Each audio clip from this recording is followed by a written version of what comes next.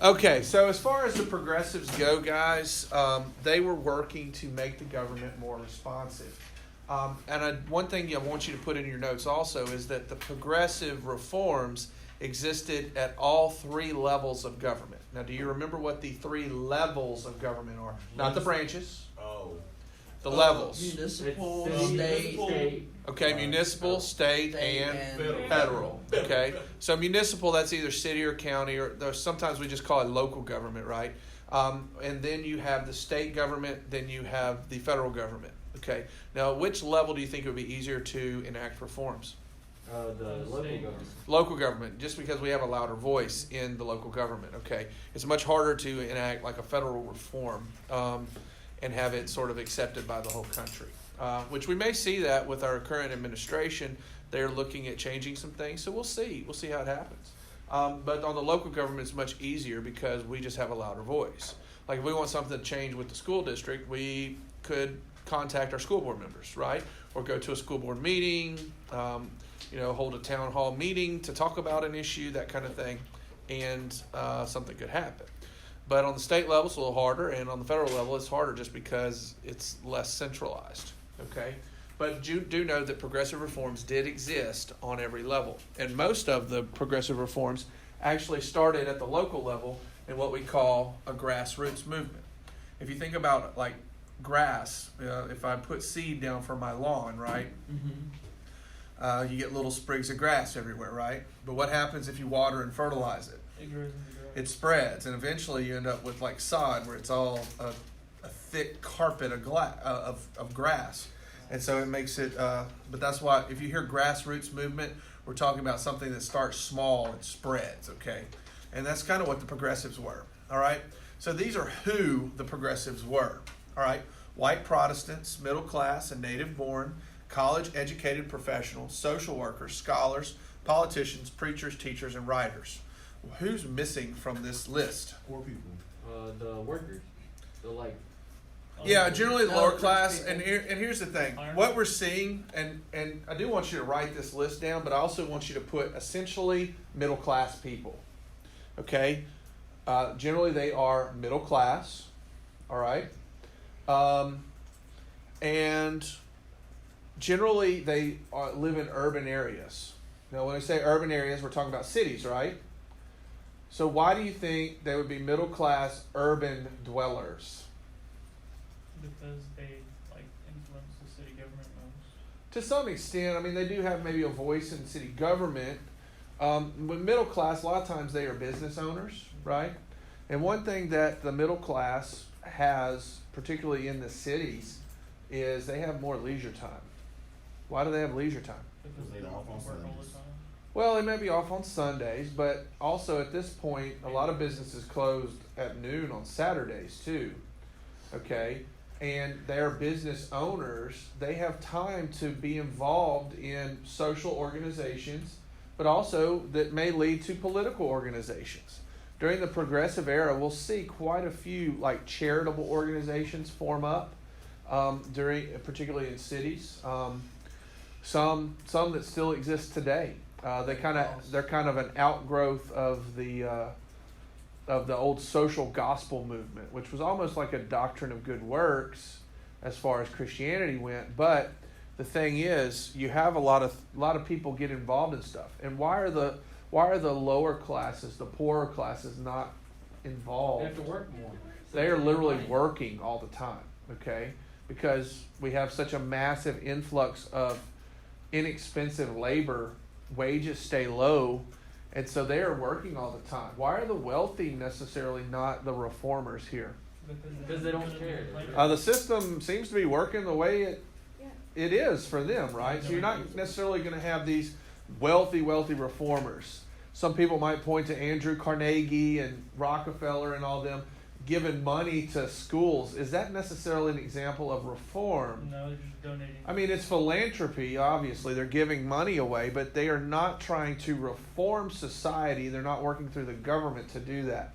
So we wouldn't call them progressives. And they had no real... excuse me. Dog in the fight. They didn't really have an incentive to reform things because it was working for them. Now the middle class, and one thing I want you to understand about the middle class usually are not going to be your communist and your socialist. A lot of people say, because some of the progressive things, there were some socialists involved there. But the middle class, a lot of times they embrace sort of free market capitalism simply because they want to be that rich person, right? They are working towards that goal a lot of times to improve their situation. And so this is an interesting group here. But most of them, like I said, they're middle class, and they are they tend to live in urban areas. I notice that the farmers aren't here. Okay, the progressives weren't the farmers. A lot of people get progressives and populists mixed up. They both start with P. Remember, populists, that was the farmers in the 1890s, right? And here we're looking at essentially the first 2 decades of the 20th century, and the farmers aren't really involved. We had 3 progressive presidents. McKinley was not progressive. He was an imperialist, but we got to knock him off that list for here. Okay? So we got Theodore Roosevelt. And since we're talking about Theodore Roosevelt, I've got to... Oh, your action figure? bring him out. Kindle. No, this is much cooler than a Kindle. You gotta replace the batteries though. All right, so we'll have Teddy watching over us. It's looking like a ragdoll. Because he speaks 25 different sayings if his batteries were good, but he's mint in box, so we don't want to change the batteries. Where did you get him? All right. Well, there was a company that made talking presidents, and they're out of business now. So Well, go figure. he's worth a lot more than I paid for it. All right, everybody got our presidents down? Yay! All right, why don't we go ahead while we're doing that? Let's put their political parties. Theodore Roosevelt, Republican. William Howard Taft, Republican. And Woodrow Wilson is a Democrat. Go ahead and get their parties in there. Yay, political parties. Whoop.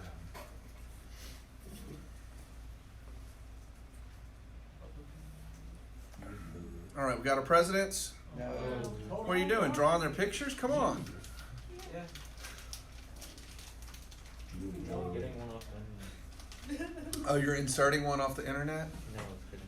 Look at you ramping up your notes. Woodrow Paper's better. Hmm? Yeah, Woodrow Wilson is a Democrat. What was that do? Republicans. Now, Roosevelt, it can be confusing because Roosevelt, he does form his own party in 1912 to run against Wilson, and we'll talk about that a little bit later. Okay? All right. I'm not done. Okay. So what territories were gained by Woodrow Wilson? Virgin Islands. The last territory we gained. U.S. Virgin Islands. Why did 1917. Wikipedia not show Because you're using Wikipedia as a source. He didn't say we couldn't use Well, I thought you knew better. Mr. Chris said Wikipedia was a viable source. Depends. I taught Mr. Chris. Mm-hmm. You So defer to me. Oh, well, What did he say? Yeah, I need a teacher. I didn't know that. Virgin Islands. Yes. All right. So here are sort of overarching beliefs of the progressive. Move away from laissez-faire. Now, what does laissez-faire mean? Let them alone, right? In other words, no government regulation, no government intervention in the economy. Almost back to pure capitalism, right? Okay. So they want the government to regulate industry to some extent. So we're going to have some government regulation now. Okay. Then we're going to make the U.S. government responsive to the people. Well, the best way to make the government responsive to the people is for the people to get out and vote. So what kinds of things are we going to see with voting, do you think, in the progressives? There's going to be more votes. Okay, there's going to be steps to increase the number of voters, right? Like, Okay. and, Also, what attempts to get people more involved in politics and that kind of thing. Again, there you're going to focus on that middle class. Again, the working class is more difficult for them to go vote, that kind of thing. You're going to limit the power of the political bosses. Bless you. Limiting the power of the political bosses is kind of a double-edged sword. We've been reading Plunkett of Tammany Hall, right? Where does the power of Tammany come from, according to Plunkett? Hmm? The loyalty of The loyalty of the people, right? And that loyalty of the people, that is the votes, okay? So if we're limiting the power of the political bosses, are the people going to be as likely to vote? There's not going to be the same kind of incentives there. So it's sort of a double-edged sword. Improve workers' rights, conditions for the poor and immigrants. We're going to clean up those cities because they're kind of gross. Well, we talked about problems facing the cities due to rapid urbanization, and those are ongoing. And we'll talk about a group of journalists called the Muckrakers who write about corruption and things like that. And the cities are actually a topic of many of them. One of the probably the most influential and famous muckraking pieces, even though it kind of wasn't, is The Jungle by Upton Sinclair. And in his book, he describes you knew when you were getting near a city because you could tell by the smell. And he was referring to Chicago particularly. So, also in segregation and Jim Crow. However, that is going to be what the progressives are least successful at. There is no major Jim Crow legislation during the progressive era. None of the presidents take any direct action towards it. Now, the next slide, just because one of the things that we like to do in history is compare and put linkages determining how things are the same between eras. We call that continuities in history. Okay, and then we look at discontinuities in history, how things are different, right? So we're going to compare these two reform groups. Obviously, we mentioned them, the populists versus the progressives, okay? So that's the next slide, and if you're already done with this, go ahead and put that as your heading, is populists versus progressives. And we'll talk about that for a minute, and so we can sort of get a little comparable look at it, okay? Is anyone not ready for a change, a transition? Is everybody good? Good? Yay, nay? Need feedback?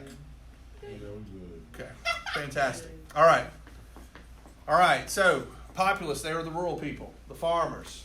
Now, the populists, they did try to entice other groups, right? What groups did the populists reach out to? Industry workers. Okay, the workers, and they did that by offering a 8-hour workday as part of their platform, right? Mm-hmm. Okay. The populists, they did reach out. Now, one thing you need to know, the populists were a political party. The progressives aren't. They're going to work through the existing political parties, okay? So the populists, they are going to reach out for as many votes as possible. The progressives do it a little different because they're not trying to get votes necessarily, but they are trying to get policies moved forth. So they're going to work through the existing party structure just because you already have that set up. If a Republican president recommends something, Republican senators and representatives are more likely to go for it, right? What if we had a populist president and no populists in Congress? He wouldn't get nothing done. He's not going to get a whole lot done, is he? So you'll see the progressives are more successful because of that. Because, well, they win the presidency because they work through existing political parties. Okay, now there will be a progressive party, but that's a little bit later on. But right now we're talking in the existing party structure. And you do need to know that the progressives existed in both political parties. It's more of an ideal change instead of a political party change. There's not a whole lot of realignment during this time. Populists were poor, tended to be uneducated because they were mainly farmers. Sorry, farmers, but a lot of farmers did not have formal education. They had more trade education. You learned how to be a farmer from your daddy and them, right? Okay. However, we do remember there were agricultural colleges established, but most people did not go to those schools, okay? Progressives, they were middle class and tended to be educated. And we'll just go with, in the cities, there tended to be more educated people. Now, there were still a lot of uneducated people in the cities during this time, but there were more educated people there, all right? The populists were a bit radical. Remember, they wanted the government to take over industries. Do you remember what industry in particular did the populists? The railroads, because the railroads were mean, right? They also wanted public utilities taken over by the government. And that was another nod to city dwellers because there was a lot of price gouging and maybe corruption in utilities and monopolization of utilities in cities, which we still kind of have that today. Progressives stayed political mainstream. Like I said, they worked through existing parties and political structures. The populists failed overall. The progressives succeeded. In fact, the progressives are actually going to succeed with many of the things that the populists wanted to do. So a lot of the things on the Omaha platform that we talked about when we talked about the election of 1896 are actually going to happen, but they happen in the progressives after the populists no longer exist. Hold on. Any questions? Give me a second.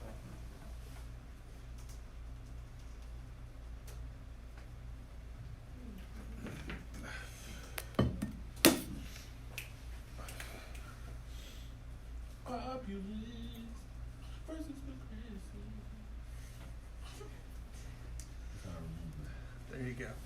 Thank you, David, for the soundtrack for today. Mr. Gardner, we still forgot about your album cover you made. Oh, good. I can't wait to see it. You gonna make a history one too? Yeah, we're gonna do a new credit one. That's gonna be the sophomore album. All right. Also, Pops, AP site. All right, we good here now? Just about?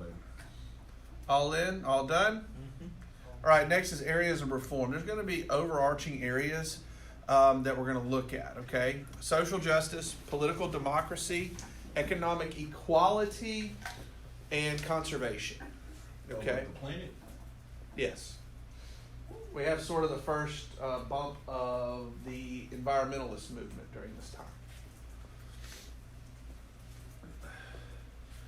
Now, social justice is sort of an umbrella topic. Social justice is going to deal with the plight of the workers.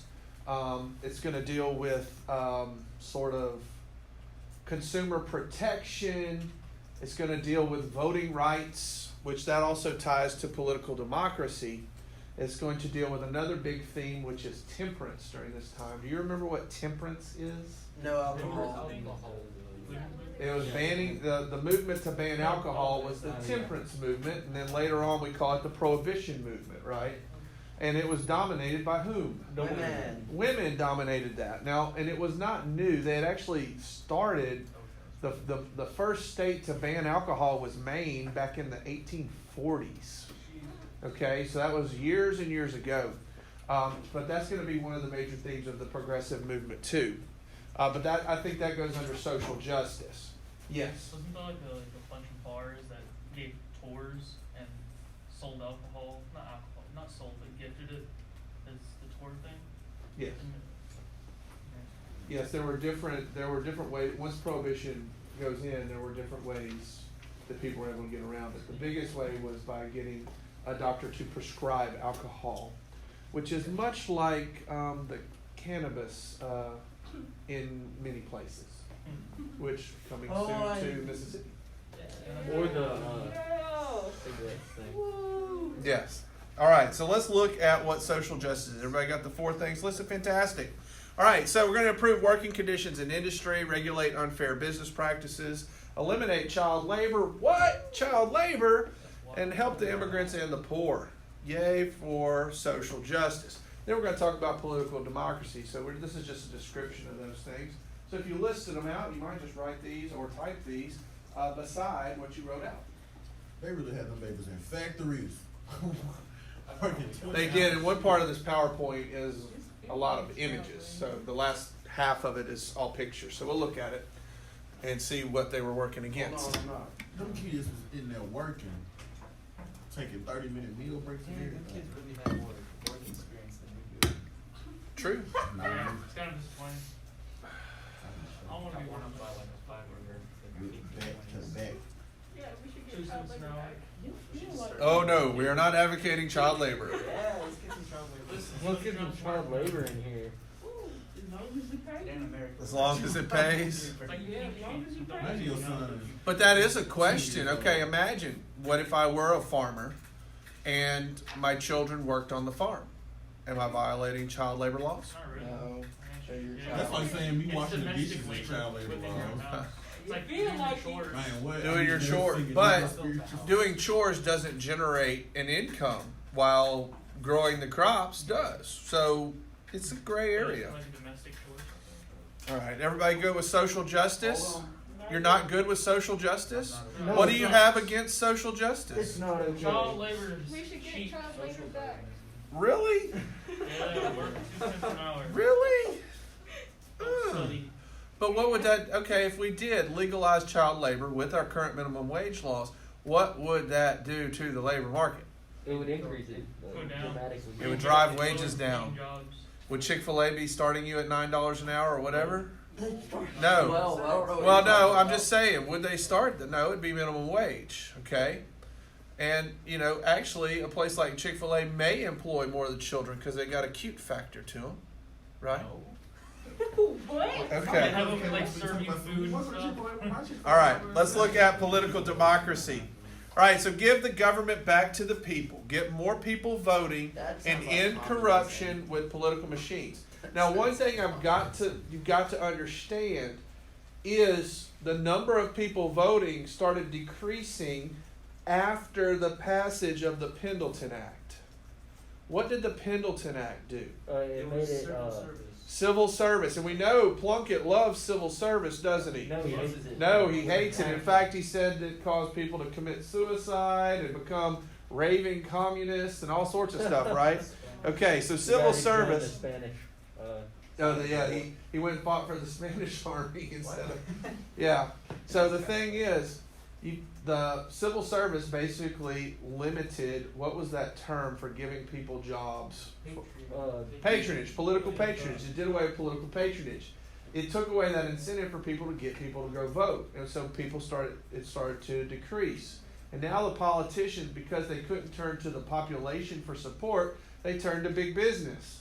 Okay, so big business started calling the shots starting in the 1890s. Which, whoa, wait, we had a panic then, didn't we? Crazy stuff was going on. Okay, well now they need to get people back to voting and get people to take back control of the government. Okay, and they wanted to end corruption with the political machines. Now remember, the political machines were on the city level. So again, remember, progressive reforms existed in all three levels of government. Okay, all right, we ready? Everybody all in on political democracy? All right, economic justice, which I think the other list said equality. Okay, I would say probably more, because they never actually fought for equality, economic equality, because that's communism. The progressives were not communists, okay? But economic justice, basically it was fairness and opportunity in the work world. They wanted to regulate the trusts and bring about changes in labor. And basically, they wanted to show the people that the government was in charge and not the industrialists. So you're going to see a lot of reforms in industry and that kind of thing. And of course, the last one is conservation, which has to do with preserving our natural resources and joy like that. Corvette.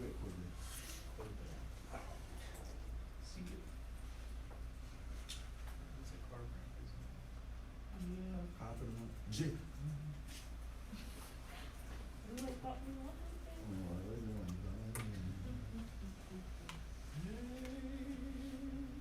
I remember.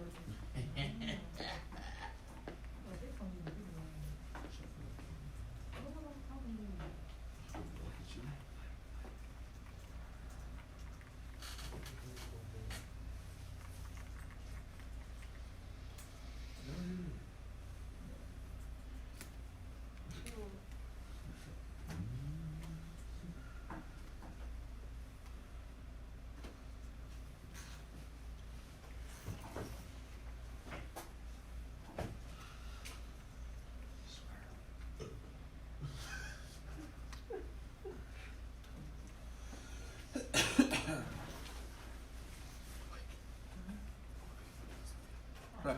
Everybody good? Mm-hmm. Feeling warm and fuzzy? I don't know. I think it's something in the earth. Just fuzzy. All right, so conservation, like we said, we're going to preserve natural resources and the environment. Yay! Air quality. Go Trump. Oh, take Because it they didn't all. do that earlier. All right, so conservation. Now, this is more concerned. This is also tied to sort of the closing of the frontier, and a lot of damage that was done to virgin wilderness for mining purposes, lumbering purposes, and things like that. And we'll see that truly Theodore Roosevelt ends up being our first conservation president. We actually had national parks before Theodore Roosevelt became president. Does anybody know what the very first national park was? Let me Google. Yellowstone. It was Yellowstone National Park, and it was in the 1870s that it was established. However, we didn't really do much with it. Okay, and later on they're going to establish a couple of others. I think Yosemite's the second one, which is in California. And there's a movement to sort of protect additional things, and then we'll get a lot of national parks out of this time period, which is kind of interesting. Well, remember we said that the progressive movement a lot of times it started sort of as a grassroots movement. In other words, people started to be influenced. Now we talked about in this unit yellow journalism. Do you remember what yellow journalism was? The exaggeration of Yeah. stories to sell more. Okay, we're exaggerating stories to sell papers, right? Well, also kind of at the same time, although it's a little bit after, you do have journalists that are working to get the true story out there. And you have, it's almost like a scholarly movement that starts going on in the 1880s up through 1920, where you have people that get together and just discuss issues. It's kind of called the Lyceum movement, where you would have scholars come and give talks, and like these middle class people, they would go and hear a lecture on like new inventions and stuff like that.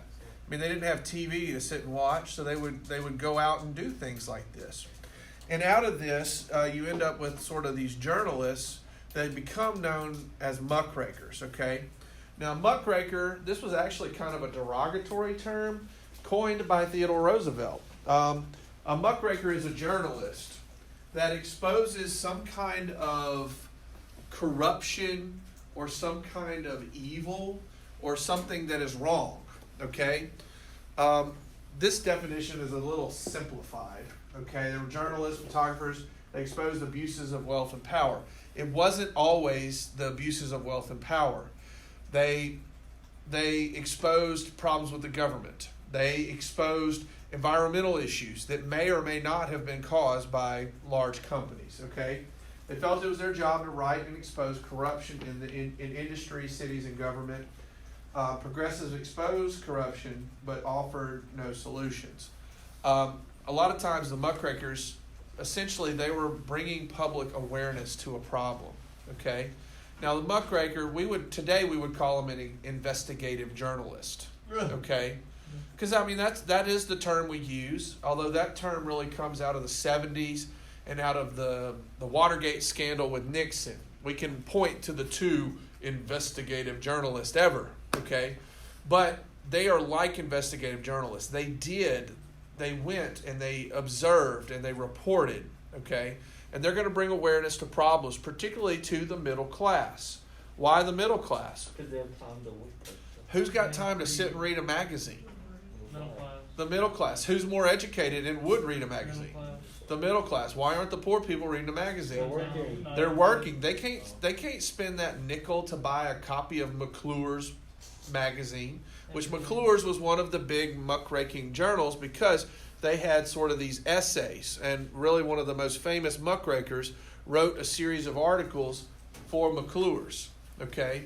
And so you have, this becomes sort of almost like a fad, is people want to read these things, and it's exposing these problems, and it brings awareness to a problem, and then different groups work to take action to stop whatever problem it is, okay? So muckrakers, these are journalists who wrote about corruption, okay? They work to expose things. Now, the next slide is a chart that's got some muckrakers and sort of what they did and the results of it, okay? So the muckraker, remember that journalist. We talked about Thomas Nast. Now, he's before this time period, right? So he doesn't really fall into the muckraker because that term is coined while Roosevelt is president. Does anybody know what a muckraker actually is? Somebody like goes to Somebody that cleans Somebody up. that cleans the cellar. Okay, well, I mean, you're right. A muckraker would be someone who cleaned. But what a muckraker cleaned was actually a barn. See, one of my chores when I was a child was to muck out the barn. We had horses. So, what's muck? Poop, dung. It's doo-doo, as you said. Dung. Feces. Why is dude singing? Okay, so we could use a derogatory slang term, and we could say that these people are stirring something. Oh. All right, so, but that's what they're doing. They're exposing a problem, and that's why Roosevelt called them this. Okay, so Thomas Nast did political cartoons. We know that. All right, then we got Jacob Reese, Spargo, and Upton Sinclair. We'll pick up with this slide tomorrow. Crap, I didn't know it was time to go already. Don't forget your assignments. Make sure we get them done tonight, okay?